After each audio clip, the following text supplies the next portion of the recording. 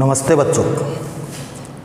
हमारे जो टॉपिक चल रहा है रहीम, वो अध्याय अपने उत्तरार्ध की ओर बढ़ रहा है, अंतिम चरण की तरफ बढ़ रहा है और हम प्रयास करेंगे संभवतः आज ये चैप्टर हमारा पूरा हो जाए। इसी क्रम में अगला दोहा है आपके, विपत्ति भये धन ना रहे, जो रहे जो लाख करोड़, नभ तारे छिपी जात हैं जो रहीम भये भोर। यानी इसमें क्या बताया गया है बच्चों? इसमें बताया गया है कि विपत्ति के आने पर कितनी भी धन संपत्ति व्यक्ति के पास हो, वो धन संपत्ति नष्ट हो जाती है संकट आने पर। विपत्ति भये धन ना रहे, क्या बताया है? विपत्ति आने पर संपत्ति का विनाश हो जाता है संकट आने पर। विपत्ति भये धन ना रहे, विपत्ति आने जब आती है, विपत्ति अपने अकेली नहीं आती, अपने साथ 10 संकट लेकर आती है। विपत्ति आने पर धन ना रहे, खुद का जो कमाया हुआ धन है, खुद का जो संचय किया हुआ धन है, वो भी नहीं रहता है, वो भी चला जाता है। रहे जो लाख करोड़, चाहे व्यक्ति के पास लाख करोड़, लाखों करोड़ों रुपए हो, लेकिन जब विपत्ति आती है तो उसका वो धन भी चला जाता है, क्योंकि विपत्ति कभी अकेली नहीं आती है।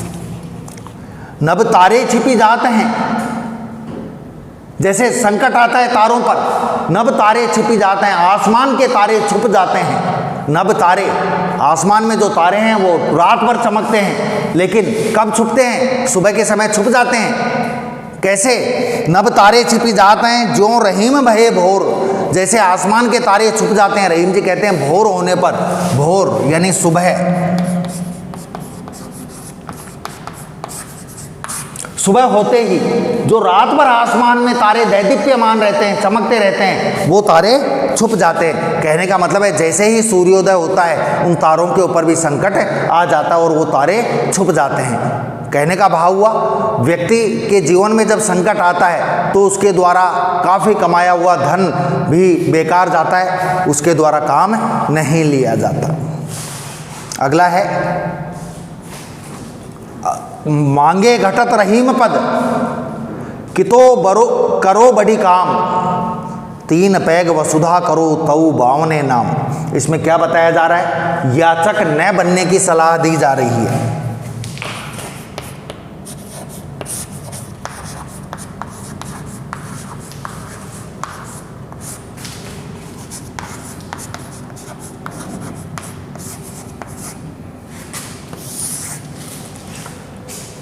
याचक मांगने का कार्य नहीं करना चाहिए कभी व्यक्ति। याचक न बनने का परामर्श दिया जा रहा है कि व्यक्ति कुछ भी कर ले, लेकिन उसको मांगने का कार्य कभी नहीं करना चाहिए, क्योंकि चाहे कितना भी बड़ा आदमी हो, यदि उसने मांगने का कार्य किया है तो निश्चित रूप से उसका भी सम्मान घटा है। अपन ने जब ये पाठ कवि परिचय पढ़ रहे थे तो ये पढ़ा था कि रहीम ने पौराणिक जो ग्रंथ हैं, रामायण, महाभारत, पुराण, इनके भी उदाहरण अपनी रचना में दिए हैं। ये उसी तरह का दोहा है। बच्चों, आपको मालूम है कि समुद्र मंथन हुआ था।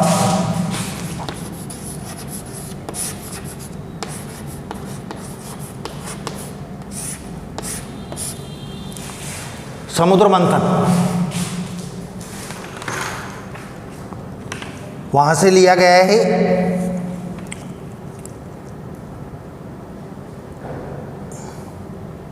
वो नीचे वाला है समुद्र मंथन का। मांगे घटत रहीम पद, मांगने से, रहीम जी कहते हैं मांगे घटत, मांगने से घटत यानी घटता है, रहीम पद, पद यानी सम्मान, व्यक्ति का सम्मान मांगने से घटता है। व्यक्ति यदि मांगने का कार्य करता है तो निश्चित रूप से उसका सम्मान घटता है, कम होता है। कितो करो बड़ी काम, चाहे मांगकर व्यक्ति कितना भी बड़ा काम कर दे, कितो करो बड़ी काम, कितना भी बड़ा काम कर दे यदि व्यक्ति मांग कर, लेकिन मांगने से उसका सम्मान तो घटेगा। लोग ये कहेंगे यार काम तो बहुत बड़ा कर दिया, लेकिन क्या खाक कर दिया, मांग कर दिया, खुद के दम पर करता तब मानते। लोग ये नहीं कहेंगे बहुत बड़ा काम कर दिया, मान तो लेंगे कि साहब काम तो बड़ा किया है, लेकिन उसकी क्या महानता है, उसने तो मांग कर काम किया है। तो मांगने का कार्य कभी नहीं करना चाहिए। मांगत घटत रहीम पद। रहीम जी कहते हैं कि मांगने से व्यक्ति का पद सम्मान घटता है। कि तो करो बड़ी काम, चाहे कितना भी बड़ा काम कर दे व्यक्ति, तीन पैग वसुधा करो तौ बावने नाम। सबसे बड़े देवता माने जाते हैं भगवान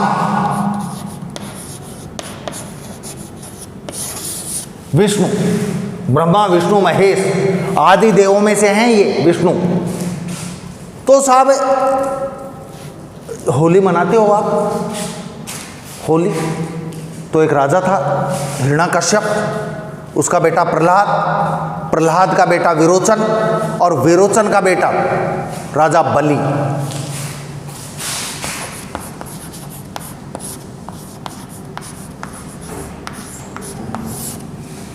बच्चों ये एक अंतर्कथा है छोटी सी, ध्यान से समझ लो, मुश्किल से 3-4 मिनट की है। तो राजा बलि था तो राक्षस, क्योंकि हिरण्यकश्यप भी राक्षस था। अब वो एक अलग बात है, हिरण्यकश्यप के प्रहलाद हो गया पैदा, प्रहलाद के विरोचन हुआ, प्रहलाद भी अच्छा था, विरोचन भी अच्छा था, और विरोचन का बेटा जो बलि था वो भी अच्छा था। तो राजा बलि की एक विशेषता थी, ये एक यज्ञ कर रहा था राजा बलि। उस यज्ञ की सबसे बड़ी बात यह थी कि यदि वो यज्ञ पूरा हो जाता, संपूर्ण हो जाता, तो राजा बलि को स्वर्ग का राज्य मिल जाता। स्वर्ग का राजा कौन? इंद्र। इंद्र तो अपने पद से हट जाता और इंद्र की जगह राजा बलि स्वर्ग का राजा बन जाता, देवताओं का राजा बन जाता। जबकि बलि जाति से कौन था? राक्षस। एक राक्षस देवताओं का राजा बने, और ये यज्ञ पूरा होता भी निश्चित रूप से होता, क्योंकि ये सदकर्मी था, अच्छे कर्म करता था, राक्षस था ही। राक्षसों वाले अवगुण नहीं थे इसमें बलि में। अब देवताओं को चिंता हुई कि यार ये यज्ञ तो कर रहा है, इसका तो यज्ञ भी पूरा होगा, और यज्ञ पूरा होते ही इंद्र को तो पद से हटा दिया जाएगा और बलि स्वर्ग का राजा बनेगा। अब क्या किया जाए? वो विष्णु के पास गए देवता कि साहब अब तो स्वर्ग पर राक्षस राज करेंगे, कि भाई कहो क्या बात है कि राजा बलि यज्ञ कर रहा है, उसका यज्ञ पूरा हो गया तो स्वर्ग का राजा बन जाएगा बलि, आप कुछ करो विष्णु जी। विष्णु ने कहा कि ठीक है मैं कुछ करता हूँ। उधर राजा बलि की विशेषता थी कि वो यज्ञ होने शुरू करने से पहले सुबह सुबह पूजा करके अपने महल के ऊपर, एक तरह से तुम कह सकते हो बालकनी, वहाँ आता था, झरोके में आता था। आसपास के सभी लोगों को मालूम था, आसपास के सभी लोगों को मालूम था कि सुबह सुबह पूजा करके राजा बलि जब महल के झरोके में आता है तो मांगने वाले उसके महल के सामने खड़े रहते थे, और मांगने वाले जो जो मांगते वो देता था, किसी को मना नहीं करता था। तो बच्चों एक बात और बता दूं बीच में, राजा बलि का यज्ञ करवाने वाले कौन थे?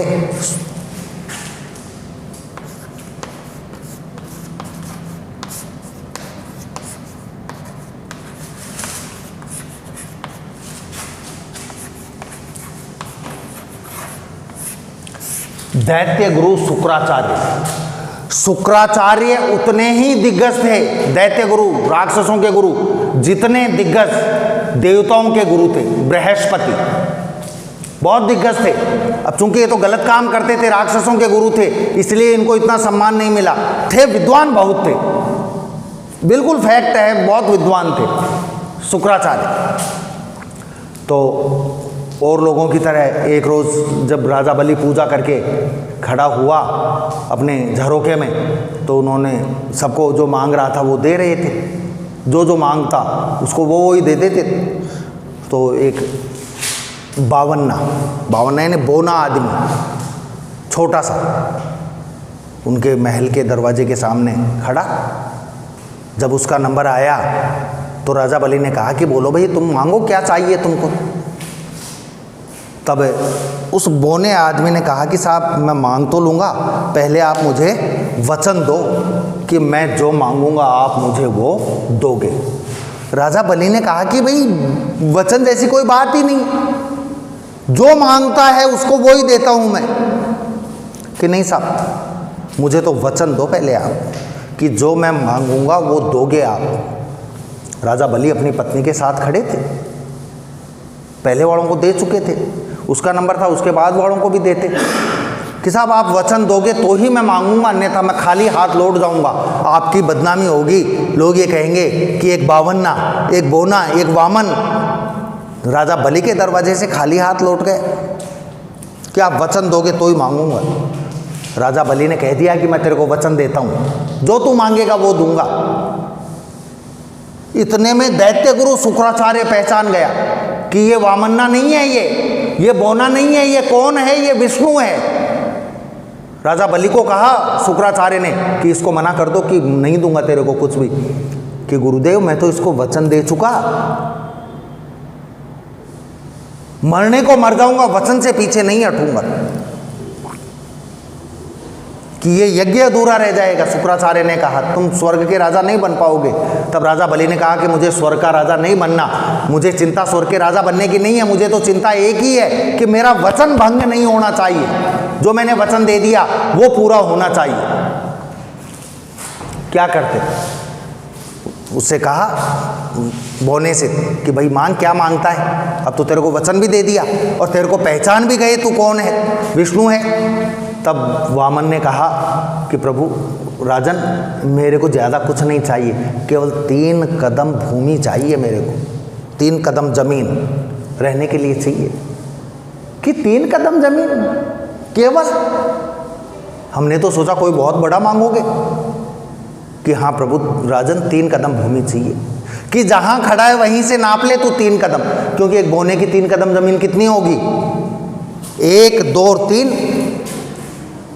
उसने नापा। कौन थे वामन के रूप में, बोने के रूप में? भगवान विष्णु। उन्होंने 3 कदम, पहला कदम नापा, 1 कदम में पूरी धरती नाप ली, दूसरे कदम में पूरा आसमान नाप लिया। धरती भी पूरी हो गई, आसमान भी पूरा हो गया। फिर उन्होंने कहा राजा बलि से कि राजन 2 ही हुए हैं कदम, तीसरा कहाँ रखूं? कि प्रभु मेरे सिर पर रखो तीसरा कदम। तो भगवान विष्णु ने राजा बलि के सिर पर तीसरा कदम रखा। बलि नीचे पाताल लोक में गया और पाताल का राजा बना, और स्वर्ग का राज्य इंद्र के पास रहा, सुरक्षित रहा। लेकिन भगवान विष्णु कितने बड़े आदमी थे, सबसे बड़े देवता थे, उन्होंने मांगने का काम तो किया, उनका सम्मान घटा। लोग विष्णु से क्या कहने लग गए, उनको बावन्ना कहने लग गए। बावन्ना, 52 महाराज, ऐसा कहते हैं कि उनका शरीर 52 अंगुल का ही था, इतना। ये 4 अंगुल हो गई, ये 8 हो गई, फिर ये 12 हो गई, ये 16 हो गई, ऐसे नापे तो 52 अंगुल का ही था, यानी ज़्यादा से ज़्यादा इतना बड़ा ही होगा उनका शरीर। कितने बड़े व्यक्ति थे विष्णु, लेकिन फिर भी उन्होंने मांगने का काम किया तो निश्चित रूप से उनका सम्मान घटा, कम हुआ।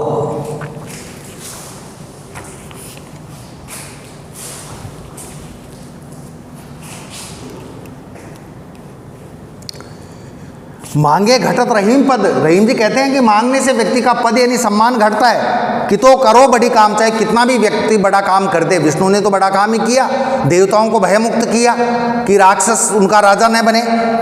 3 पैग वसुधा करो, 3 पैग वसुधा मांगी थी उन्होंने, धरती मांगी थी, जमीन मांगी थी, खुद के लिए नहीं मांगी। तऊ 52 नाम, फिर भी उनका नाम 52 हो गया। 52 अंगुल का नाम उनका 52 नाम हो गया।